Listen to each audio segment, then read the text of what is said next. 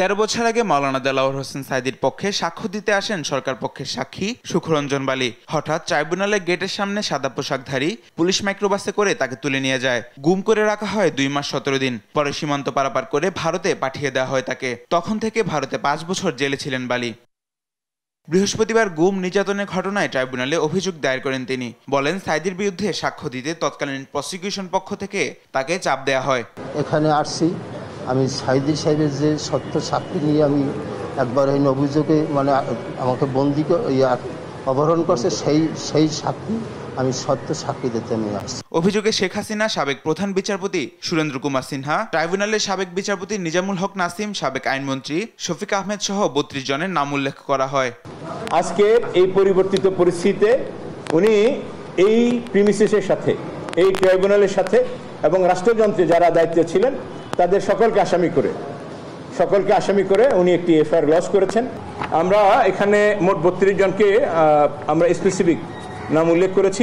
এছাড়াও আসামি যারা আছেন তদন্তে নিশ্চয়ই তাদের নামটি বের হয়ে আসবে।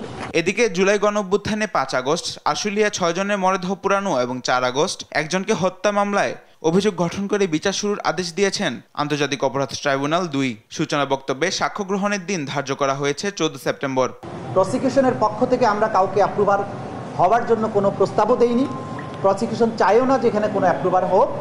কিন্তু কোনো ব্যক্তি, কোনো আসামি যদি আদালতে এসে বলে যে আমার বিরুদ্ধে যা অভিযোগ আনয়ন করা হয়েছে আমি যা স্বীকার করছি, এইটা আসামি এবং আদালতের ব্যাপার। সে কেউ যদি দোষ স্বীকার করে আমাদের তো আর নিষেধ করার কোনো সুযোগ নেই, কারণ দোষ স্বীকার করার মানে আমাদের মামলাটা আমরা প্রমাণ করতে সক্ষম হলাম। সুতরাং আদালত তার এই দোষ স্বীকারোক্তিটা, অর্থাৎ আজকে যে চার্জের পরে যে তিনি তার অপরাধ স্বীকার করেছেন সেটা নোটে নিয়েছেন এবং বিচারের জন্য আগামী 14 সেপ্টেম্বর দিন ধার্য করেছেন। সেই সময় থেকে সাক্ষ্য গ্রহণ শুরু হবে ওপেনিং স্টেটমেন্টের। এ সময় 16 আসামির বিরুদ্ধে সুনির্দিষ্ট 6টি অভিযোগ পড়ে শোনান ট্রাইব্যুনাল। এই মামলায় ইন্সপেক্টর শেখ আফজালুল হক নিজের দোষ স্বীকার করে রাজসাক্ষী হওয়ার আবেদন করেন। পরে আদালত তাকে আনুষ্ঠানিক আবেদন করতে বলেন।